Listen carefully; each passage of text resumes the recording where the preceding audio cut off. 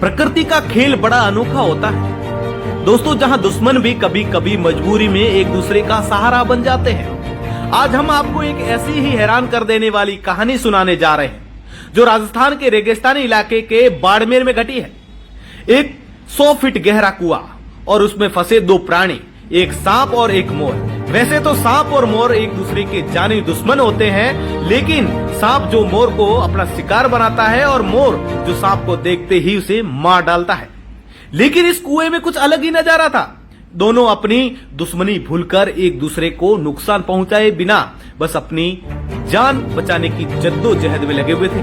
कुआं गहरा था और ऊपर से सूरज की तपती किरणें दोनों प्राणी कुएं की दीवारों पर बार बार फिसल रहे थे। सांप अपनी फुफकार के साथ इधर उधर रेंगने की कोशिश कर रहा था तो मोर अपने पंख फड़वाकर उड़ने की नाकाम कोशिशों में जुटा था।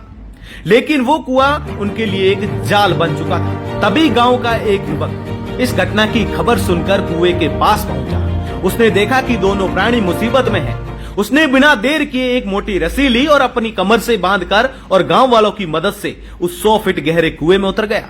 नीचे पहुंचते ही युवक ने देखा कि सांप एक कोने में सिकोड़ा हुआ था और मोर एक दूसरे कोने में अपने पंख फैलाकर डरा हुआ बैठा था।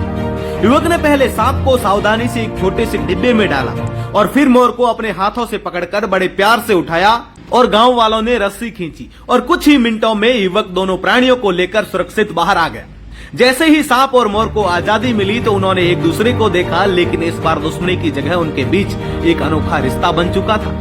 सांप रेंगकर जंगल की ओर चला गया और मोर अपने पंख फैलाकर आसमान में उड़ गया।